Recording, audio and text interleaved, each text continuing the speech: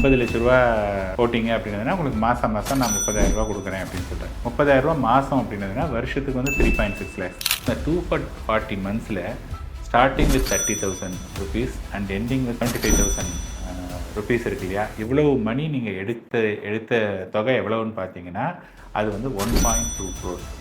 இப்போ இந்தியா அப்படிங்கிற கண்ட்ரி எடுத்துக்கிட்டோன்னா இந்தியா வந்து developing country or emerging country அப்படின்னு சொல்லுவாங்க. அதாவது வளர்ந்து வரக்கூடிய நாடுகளில் இந்தியா ஒன்று. இன்ஃபேக்ட் வேகமாக வளர்ந்து வரக்கூடிய நாடுகளில் இந்தியா முக்கியமான ஒரு விஷயம். இப்போ உதாரணத்துக்கு வந்து ஒருத்தர் 50 லட்ச ரூபா இன்வெஸ்ட் பண்ணுறாங்க அப்படின்னா நான் என்ன சொன்னேன், ஃபஸ்ட்டு வந்து 30,000 ரூபா எடுத்துக்கலாம் அப்படின்னு சொன்னேன். First 1 year. ஃபஸ்ட்டு நான் என்ன சொன்னேன்னா 5% வந்து இன்ஃப்ளேஷன் அப்படின்னு. அப்போ இந்த 30,000 ரூபாய்க்கு பென்ஷன் பாலிசிஸ் அப்படிலாம் நிறைய இன்சூரன்ஸ் கம்பெனியில் நிறைய பென்ஷன் பாலிசி தராங்க. அதில் இருக்கக்கூடிய பெரிய ட்ராபேக் என்ன அப்படின்னதுன்னா என்ன சொல்லுவாங்கன்னா இயர்லி அப்படின்னு தான் சொல்லுவாங்க. ஆனால் நம்ம ஹியூமன் மைண்ட் வந்து பார்த்தோம் அப்படின்னா அந்த நம்பர் தான் நம்ம காதில் விழுமே ஒழிய அவங்களுக்கு வந்து அது மந்த்லியா இயர்லியா அப்படிங்கிறது காதில் விடாது. ஆனால் நாங்கள் மியூச்சுவல் ஃபண்டில் நாங்கள் என்ன சொல்லுவோம்னா எப்போதுமே நாங்கள் வந்து மந்த்லி அப்படிங்கிறது தான் சொல்லுவோம். இது வந்து கேரண்டிங்கிறது கிடையாது. பட் வந்து என்னென்னா ப்ராபபிலிட்டின்னு பார்த்தா டெஃபினட்டாக ப்ராபபிலிட்டி வந்து ஜாஸ்தியாக இருக்குது.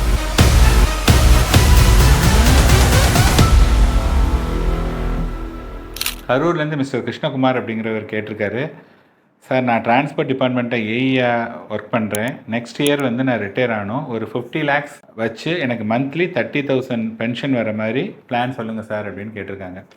இப்போ வந்து ஒரு ரிட்டையர் ஆகிறாரு. அவர்கிட்ட வந்து வரக்கூடிய பணம் வந்து 50 lakh rupees. இந்த 50 lakh rupees வந்து லெட்டஸ் அஸ்யூம் அவருக்கு வந்து 60 வயசுன்னு நம்ம எடுத்துக்கலாம். அவர் வந்து ஒரு லைஃப் ஸ்பேன் வந்து ஒரு மினிமம் 80 years அப்படின்னு நம்ம எடுத்துக்கலாம். இப்போ 80 years வரையும் எடுத்துக்கிட்டோம் அப்படின்னா இந்த மணி வந்து இந்த 50 லட்ச ரூபா வந்து அவருக்கு வந்து இந்த நெக்ஸ்ட் 20 years வந்து சஸ்டெயின் ஆகணும். ஓகேயா? ஸோ இதுக்கு வந்து அவர் என்ன கேட்குறாருன்னா 30,000 rupees வந்து மந்த்லி வேணும் அப்படிங்கிறாரு. இப்போ என்னென்னா நிறைய பென்ஷன் பாலிசிஸ் அப்படிலாம் நிறைய இன்சூரன்ஸ் கம்பெனியில் நிறைய பென்ஷன் பாலிசி தராங்க. அதில் இருக்கக்கூடிய பெரிய ட்ராபேக் என்ன அப்படின்னதுன்னா ஃபர்ஸ்ட் ஆஃப் ஆல் அது வந்து ஃபிக்ஸட் அமௌண்ட்டு தான் கொடுப்பாங்க. ஸோ இன்றைக்கி வந்து x amount is okay. But 5 years down the line 10 years down the line the same x amount வந்து வில் நாட் ஹெல்ப். அது வந்து நமக்கு வந்து பிரயோஜனமே கிடையாது. This is number 1.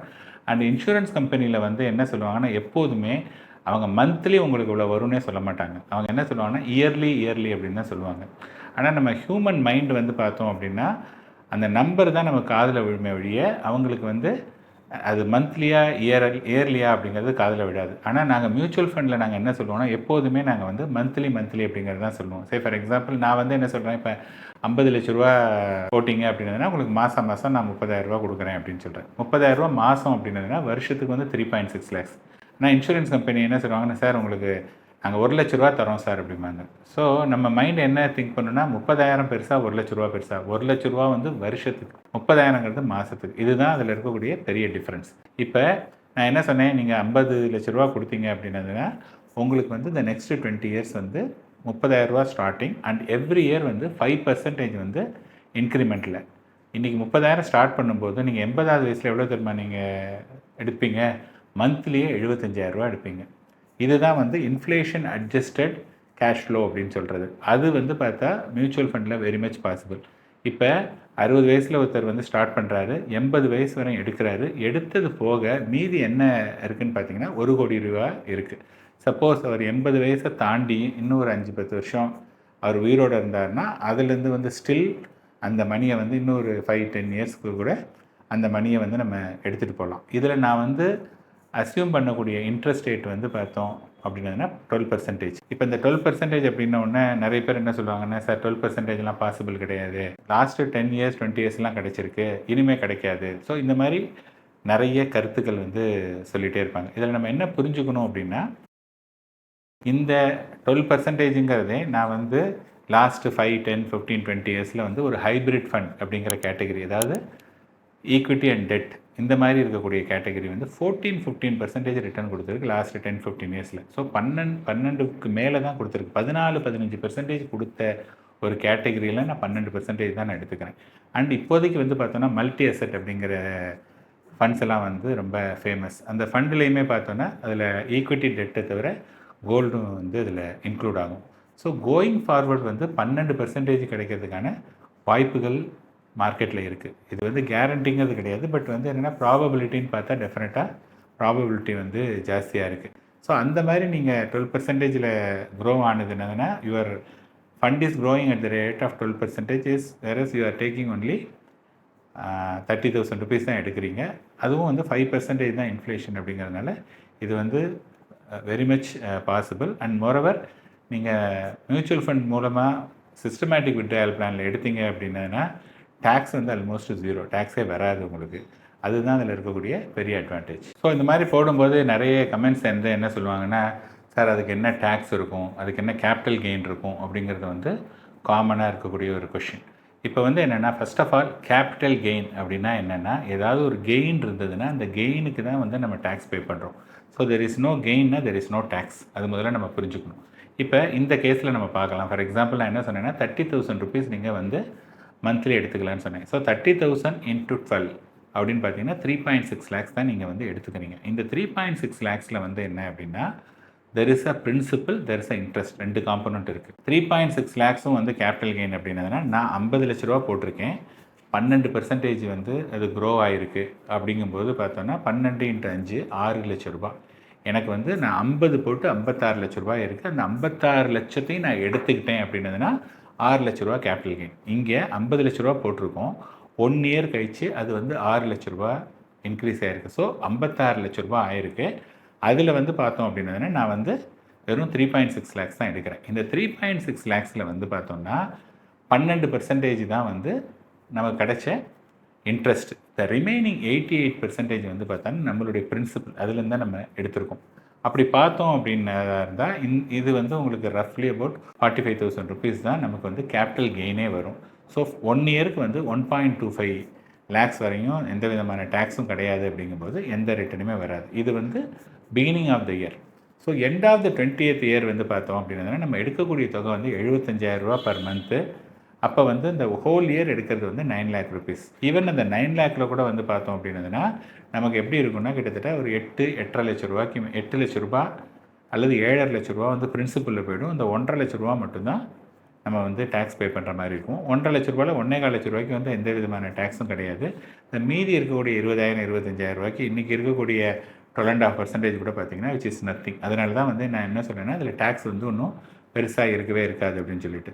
So most tax efficient அப்படின்னு பார்த்தீங்கன்னா டெஃபினட்டாக மியூச்சுவல் ஃபண்ட் வெஹிக்கிள் தான். பாக்கி எல்லாமே will be taxed based on your tax slab. இங்கே வந்து பார்த்தோன்னா உங்களுடைய டேக்ஸ் ஸ்டேட்டஸுக்கு ஏற்ற மாதிரி கிடையாது. யாராக இருந்தாலும் ஷார்ட் டேர்ம் கேபிட்டல் கெயின்னா 20%, லாங் டேர்ம் கேபிட்டல் கெயின்னா 12.5% ப்ளஸ் 1.25 lakhs வந்து எவ்ரி இயர் வந்து நமக்கு பெனிஃபிட் கிடைச்சிருது. ஸோ நீங்கள் வந்து ஒரு இன்வெஸ்ட்மெண்ட் ஸ்ட்ராட்டஜியை பற்றி பேசும்போது don't look at the capital gain அல்லது டேக்ஸ் போகிறது விச் இஸ் நத்திங். அது வந்து ஒரு மீனிங்ஃபுல்லே கிடையாது. அதனால் ஃபோக்கஸ் ஆன் அந்த இன்வெஸ்ட்மெண்ட்டை வந்து நம்ம எப்படி பண்ணுறது, அதில் எப்படி நம்ம பணம் பண்ணுறதுன்னு பார்க்கணும். அதை விட்டுட்டு டேக்ஸ் போகுமா, உடனே வந்து யார் கேள்வி கேட்டாலும் டேக்ஸ் எவ்வளோ போகும், டேக்ஸை பற்றி சொல்லலை அப்படிங்கிற மாதிரி தான் வந்து பேசுகிறாங்க. வீடியோஸ் டேக்ஸை பற்றி ஏன் சொல்லலைன்னா டேக்ஸ் இஸ் நாட் சிக்னிஃபிகண்ட், அது ஒரு இம்பேக்டே கிடையாது. அதனால தான் டேக்ஸை பற்றி பெருசாக எம்ஃபசைஸ் பண்ணலை. ஸோ இப்போ வந்து என்ன சொல்கிறாங்கன்னா இன்றைக்கி வந்து நீங்கள் சொன்னீங்க சார் 30,000 ரூபா இன்றைக்கி எடுக்கிறீங்கன்னு சொல்கிறீங்க, ஃபைன். பட் வந்து லாங் டேர்மில் வந்து இன்ஃப்ளேஷன் அட்ஜஸ்டடாக இருக்கா அப்படின்னதுன்னா அதுக்கு தான் நான் சொல்லியிருக்கேன் 5% வந்து எவ்ரி இயர் வந்து இன்ஃப்ளேஷன் சொல்கிறேன். இப்போ இன்ஃப்ளேஷனை பொறுத்தவரையும் there are 2 school of thoughts அப்படின்னு நம்ம எடுத்துக்கலாம். ஒன்று வந்து என்ன அப்படின்னு சொன்னதாக இருந்தால் ப்ராக்டிக்கலாக நடக்கக்கூடிய ஒரு விஷயம், இன்னொன்று வந்து ஆன் பேப்பர் என்ன இருக்குது அப்படின்ட்டு. ஸோ இப்போ கவர்மெண்ட் ஆஃப் இந்தியா அல்லது எல்லோரும் என்ன ஃபோக்கஸ் பண்ணுறாங்கன்னா இந்தியாவில் இருக்கக்கூடிய கரண்ட் இன்ஃப்ளேஷனுங்கிறது வந்து ரஃப்லி about 6 to 7%. It is only on paper. But in reality வந்து பார்த்தோம் அப்படின்னதாக இருந்ததுன்னா இட்ஸ் இஸ் மோர் தென் 6-7% மேலே தான் இருக்குது. இது வந்து ஃபஸ்ட்டு டிஃப்ரென்ஸ். செகண்ட் வந்து என்ன அப்படின்னதாக இருந்ததுன்னா இவங்க எல்லாருமே the talking about the base inflation. There is something called life stage inflation. So life stage inflation அப்படின்னதுன்னா நம்மளுடைய பேசிக் நீட்ஸை தவிர நம்ம என்ன பண்ணுறோன்னா கான்ஸ்டண்ட்டாக நம்ம என்ன பண்ணிக்கிறோம், ஒன்று வந்து நம்ம we constantly upgrade our needs. ஒரு நார்மல் ஃபோன் இருந்ததுன்னா ஒரு ஐஃபோன், அல்லது ஐஃபோன் போகலன்னா கூட ஒரு 50,000 ருபீஸ்க்காவது ஒரு மொபைல் ஃபோன் வாங்கணும், அல்லது நிறைய ஒரு லேப்டாப் வாங்கணும், அல்லது ஒரு ஃபாரின் டூர் போகணும். இந்த மாதிரியான விஷயங்கள்லாம் வந்து பார்த்திங்கன்னா அப்கிரேட் நம்மளை பண்ணிக்கக்கூடிய ஒரு விஷயங்கள். இந்த இன்ஃப்ளேஷனை நம்ம கணக்கில் எடுத்துக்கிட்டோம் அப்படின்னதுன்னா அது வந்து 9-10% வந்துடும். ஒன்று. இன்னொன்று, இப்போ ஃபார் எக்ஸாம்பிள் நான் வந்து சென்னையில் வசிக்கிறேன். நான் வந்து சென்னையில் இருக்கக்கூடிய பர்சனுக்கு வந்து ஒரு இன்ஃப்ளேஷன் 6-7%ங்கிறேன். தெர் ஆர் பீப்புள், அவங்க வந்து என்ன பண்ணுவாங்கன்னா ப்ராபப்ளி அவங்க வந்து ஒரு டவுன் சவுத்தில் அவங்க ஃபார் எக்ஸாம்பிள் ஒரு கன்னியாகுமரி, நாகர்கோவில் இந்த மாதிரியான ஒரு சவுத்தோட எண்டில் இருப்பாங்க. அங்கே வந்து பார்த்தோம் அப்படின்னா காஸ்ட் ஆஃப் லிவிங் ரொம்ப கம்மி. அங்கே வந்து இந்த 5% இன்ஃப்ளேஷன் அவ்வளோதான் இருக்குமே ஒழிய பெருசாக இருக்காது. அண்ட் ஃபைனலி வந்து பார்த்தோன்னா இன்றைக்கி இருக்கக்கூடிய இன்ஃப்ளேஷன் நாளடைவில் கம்மியாகும். இப்போ ஒன்றே கேட்பீங்க, அது எப்படி சார் நீங்கள் சொல்ல முடியும்? இன்ஃப்ளேஷன் வந்து ஜாஸ்தியாக தானே போயிட்டுருக்கு, எப்படி கம்மியாகும் அப்படின்னு சொல்லிட்டு சில பேர் கேட்பாங்க. இப்போ இந்தியா அப்படிங்கிற கண்ட்ரி எடுத்துக்கிட்டோன்னா இந்தியா வந்து developing country or emerging country அப்படின்னு சொல்லுவாங்க. அதாவது வளர்ந்து வரக்கூடிய நாடுகளில் இந்தியா ஒன்று. இன்ஃபேக்ட் வேகமாக வளர்ந்து வரக்கூடிய நாடுகளில் இந்தியா முக்கியமான ஒரு விஷயம். இது வந்து ஒன்று. ஆனால் இப்போ வந்து ஒரு யூஎஸ், ஜப்பான், இல்லை இது யூகே, இந்த மாதிரியான ஆஸ்திரேலியா, இந்த மாதிரியான கண்ட்ரிலாம் வந்து பார்த்தோன்னா ஆல்ரெடி அதெல்லாம் டெவலப் ஆன கண்ட்ரி. ஸோ டெவலப்ட் நேஷன் அப்படின்னு சொல்லுவோம். இந்த டெவலப்ட் கண்ட்ரியில் நம்ம என்ன பார்த்தோம் அப்படின்னா அங்கே இருக்கக்கூடிய இன்ஃப்ளேஷன் ரொம்ப ரொம்ப கம்மியாக இருக்கும். மோஸ்ட் ஆஃப் த கண்ட்ரியில் வந்து 4%, 3%. ஜப்பான்லலாம் நம்ம பேங்க்கில் பணத்தை போட்டோன்னா நம்ம காசு கொடுக்கணும். ஸோ எய்தர் 0% இன்ஃப்ளேஷன் அல்லது 0.25% அவ்வளோதான் வந்து ஜப்பான் மாதிரியான கண்ட்ரியில் இருக்குது. ஸோ இது என்ன சொல்லுது அப்படின்னதா இருந்ததுன்னா, நம்ம இன்றைக்கி வளர்ந்து வர நாடாக இருந்தாலும் 5, 10, 15 இயர்ஸ் டவுன் த லைனில் வளர்ந்த நாடுகளில் இந்தியாவும் பங்கு வைக்கிறதுக்கான வாய்ப்புகள் இருக்குது. அப்போ என்ன ஆகிடும்னா இந்த இன்ஃப்ளேஷன் வந்து ஸ்லோவாக வந்து கம்மியாகிடும். பிகாஸ் ஆல்ரெடி ப்ரூஃப் இருக்குது. வளர்ந்த நாட்டிலலாம் வந்து பார்த்திங்கன்னா இன்ஃப்ளேஷன் எங்கேயுமே இல்லை அப்படிங்கும்போது ஆப்வியஸ்லி நமக்கு கம்மியாக இருக்கும். அதனால தான் நான் வந்து இன்ஃப்ளேஷனை வந்து 5% நான் ஆவரேஜாக எடுத்துக்கிட்டு அதுக்கேற்ற மாதிரி நான் வந்து எடுத்திருக்கேன். சப்போஸ் நீங்கள் வந்து இல்லை சார் நான் வந்து 5% இன்ஃப்ளேஷன் கிடையாது, நான் வந்து சிட்டியில் தான் வசிக்கிறேன், எனக்கு வந்து இன்னும் கொஞ்சம் நிறைய லைஃப் ஸ்டைல் அப்கிரேட்ஸ்லாம் நிறைய இருக்கும் அப்படின்னா probably you can consider 6 or 7%. அந்த மாதிரி பார்த்தோம் அப்படின்னதுனா இந்த 50 lakhs will not be sufficient. Or 50 lakhs தான் இருக்குது அப்படின்னதுனா அது வந்து உங்களுக்கு 20 வருஷம் வராது, ஒரு 15-16 வருஷம் தான் வரும்.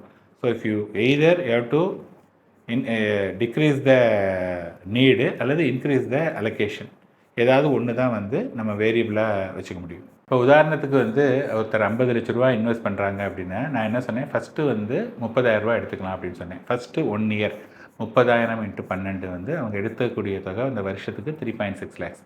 நெக்ஸ்ட்டு நான் என்ன சொன்னேன்னா 5% வந்து இன்ஃப்ளேஷன் அப்படின்னு. அப்போ இந்த 30,000 ரூபாய்க்கு 5% வந்து இன்ஃப்ளேஷன் நம்ம எடுத்துக்கணும். அப்படின்னு பார்த்தோன்னா எவ்வளவு இன்க்ரீஸ் ஆகுதுன்னா ஒரு 1,500 rupees வந்து இன்க்ரீஸ் ஆகுது. ஸோ அடுத்த வருஷம் வந்து பார்த்தோன்னா 31,500. அடுத்தது அதாவது 25வது மாதத்தில் இந்த 31,500க்கு 5%. அப்படி பார்த்தோன்னா ஒரு 33,200 அந்த மாதிரி ஒரு அமௌண்ட் வரும். ஸோ இது மாதிரி என்ன ஆகுதுன்னா 30ல் ஸ்டார்ட் பண்ணி 31,500, 33,200 இப்படி கிராஜுவலாக இன்க்ரீஸ் ஆகிட்டு at the end of 20th year, அதாவது அவருடைய 80வது வயசில் வந்து மந்த்லியே வந்து பார்த்தோன்னா 75,800 rupees ரஃப்லி வந்து பார்த்தோன்னா அந்த மணி வந்து அவங்களுக்கு தேவைப்படுது. ஸோ இப்போ இந்த லாஸ்ட் 20 years, அதாவது இந்த 240 monthsல starting with 30,000 rupees and ending with 75,000 rupees இருக்கு இல்லையா, இவ்வளவு மணி நீங்கள் எடுத்த தொகை எவ்வளவுன்னு பார்த்தீங்கன்னா அது வந்து 1.2 crores. போட்டது எவ்வளவு? வெறும் 50 லட்சம். லாஸ்ட்டு நெக்ஸ்ட்டு 20 இயர்ஸில் வந்து 1.2 crore எடுத்தாச்சு. மீதியே வந்து நம்மள்கிட்ட 1 கோடி ரூபாய் இருக்கும். ஸோ இதுதான் வந்து இந்த எஸ்டபிள்யூபிக்கான கால்குலேஷன். ஸோ தட் இதை நீங்கள் கிராஸ் வெரிஃபை பண்ணிக்கலாம். ஸோ தட் வந்து உங்களுக்கு கெட் அ கிளியர் பிக்சர்.